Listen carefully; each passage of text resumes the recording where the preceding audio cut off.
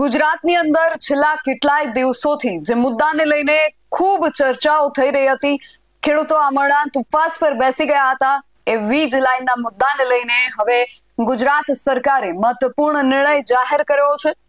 સરકારે જાહેર કર્યો છે કે ખેડૂતોને જમીનના બજાર ભાવના 2 ગણા ભાવનું વળતર જે છે ચૂકવવામાં આવશે। પરંતુ કોંગ્રેસ જે ખેડૂતો માટે છેલ્લા આટલા સમયથી લડત લડી રહી હતી, એ કોંગ્રેસના કિસાન આગેવાન પાલભાઈ આંબલિયાએ આ જે નિર્ણય જાહેર કરવામાં આવ્યો છે એમાં ઘણી બધી ક્ષતિઓ જે છે એને જાહેર કરી છે। પાલભાઈ દ્વારા સરકારના આ નિર્ણયની સામે શું પ્રહારો કરવામાં આવ્યા છે તેના વિશે વિગતે વાત કરીએ આ અહેવાલમાં। જય હિન્દ BSI ન્યૂઝ પર આપની સાથે હું છું નિધિ ગઢવી।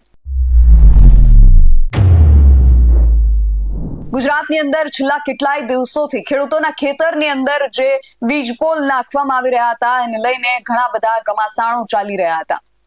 છેલ્લા 16 દિવસથી મોરબીના જેતપર ગામે ખેડૂતો આમરણાંત ઉપવાસ પર બેસી ગયા હતા। એટલે સરકાર ક્યારે નિર્ણય લે છે એને લઈને સૌની નજર જે છે એ ત્યાં ટકેલી હતી અને હવે અંતે સરકારે એમણે શું નિર્ણય લીધો છે એ આજે જાહેર કર્યો છે। કૃષિ મંત્રી જીતુ વાઘાણી, પ્રવક્તા મંત્રી ઋષિકેશ પટેલની અધ્યક્ષતામાં આજે પત્રકાર પરિષદ યોજવામાં આવી હતી અને આ પત્રકાર પરિષદની અંદર સરકારે શું નિર્ણય કર્યો છે એને લઈને જાહેરાત કરવામાં આવી છે। ખેડૂતોને હવે જે બજાર ભાવ છે એ કિંમતના બમણા ભાવે વળતર જે છે ચૂકવવાની વાત કરવામાં આવી છે। પરંતુ આ વાતને લઈને કોંગ્રેસના ખેડૂત આગેવાન પાલભાઈ આંબલિયાએ સરકારના નિર્ણયની અંદર ઘણી બધી ક્ષતિઓને લઈને વાત કરી છે। પાલભાઈ આંબલિયા દ્વારા સરકારના આ નિર્ણયને લઈને શું પ્રતિક્રિયા આપવામાં આવી છે, સાંભળીએ પાલભાઈને।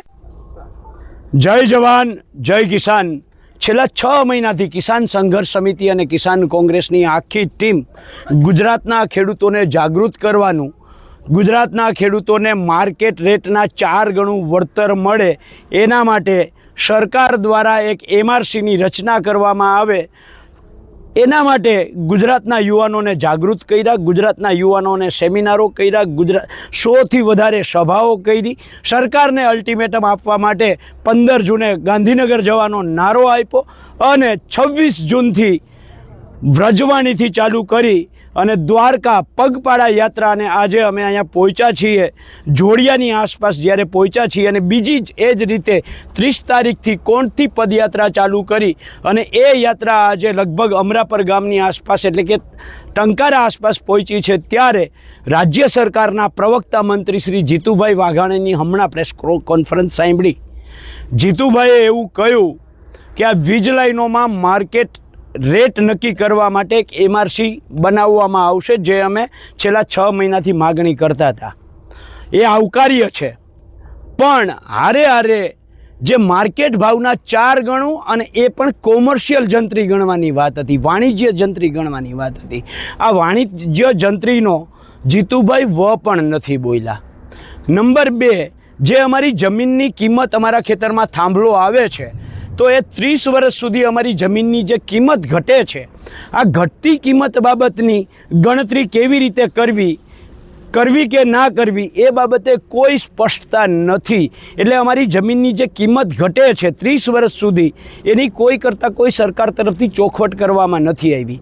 નંબર 3, જે આ વીજ લાઈન અહીંયાથી નીકળવાની છે અમારા ખેતરમાંથી, એ ક્યારેક તાર તૂટે, ક્યારેક થાંભલો પડે, ક્યારેક એના કારણે અમારા જુવાનજોત દીકરા દીકરીઓ કે અમે પોતે ક્યારેક એના ભોગ બનીએ છીએ। એ તણખા ખરવાના કારણે, તાર તૂટવાના કારણે અમારો આખો પાક સળગીને ખાખ થઈ જાય છે। અમારી ઉપર જે આ જીવતો જોખમ સરકારે મૂક્યો છે એ જોખમ સામે જે વીમા કંપનીઓએ પ્રીમિયમ ભરવું અને એક ખેડૂત દીઠ ઓછામાં ઓછા આવી ઘટના બને જ્યારે કાયમી ખોડખાપણ થાય કે કોઈ પણ ખેડૂતનું મૃત્યુ થાય તો એમાં 15 કરોડ જે અમે માંગતા હતા આ બાબતે સરકારે કોઈ કરતાં કોઈ ચોખવટે નથી કરી।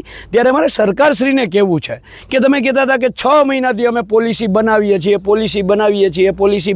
છીએ, તો અત્યારે તમે જે કર્યું છે એ તો 2025ની કેન્દ્ર સરકારની SOPની ડિટો ટુ ડિટો કોપી મારી છે। આમાં કંઈ નવું કર્યું જ નથી। તો 3 મહિના તમે શું કરતા હતા? 3 મહિનાથી માર્ચમાં 12 માર્ચે રાજ્યના ઉર્જા મંત્રીનું નિવેદન હતું કે પોલિસી બને છે. 12 માર્ચથી લઈને આજની તારીખ સુધીમાં તમે કોઈ પોલિસી તો નવી બનાવી જ નથી. જે 2025ની કેન્દ્ર સરકારની ગાઈડલાઈન છે એની તમે સંપૂર્ણ કોપી મારી છે. અમે કહીએ છીએ માર્કેટ ભાવનું 4 ગણું વળતર આપો, ખેડૂતોને જે જોખમ છે એ જોખમ બાબતને સામે રક્ષણ આપો, અને અમારી જે કિંમત ઘટે છે જમીનની એ ઘટતી કિંમતની પણ અમને વેલ્યુ આપવામાં આવે. આ અમારી બહુ સ્પષ્ટ માંગ છે. પણ સરકારે જે MRC વાળો નિર્ણય કર્યો છે એટલા પૂરતું અમે આવકારીએ છીએ. બાકી અમારી જે આ લડાઈ છે આ લડાઈ સતત ચાલુ રહેશે. જય જવાન, જય કિસાન. તો પાલભાઈ દ્વારા જે પ્રશ્નો ઉઠાવવામાં આવ્યા છે, સરકાર દ્વારા જે જાહેરાત કરવામાં આવી છે, એમાં જે ક્ષતિઓને લઈને વાત કરવામાં આવી છે તેને લઈને તમારો શું મત છે અમને કોમેન્ટ કરીને ચોક્કસથી જણાવજો. આવા જ વધુ અહેવાલો સાથે મળતા રહીશું. તમે મારી YouTube ચેનલને સબસ્ક્રાઇબ કરવાનું અને અમને Facebook અને Instagram પર ફોલો કરવાનું ભૂલશો નહીં. બાકી અવનવી અપડેટ્સ માટે આપ જોતા રહો BS9 TV ન્યૂઝ. નમસ્કાર.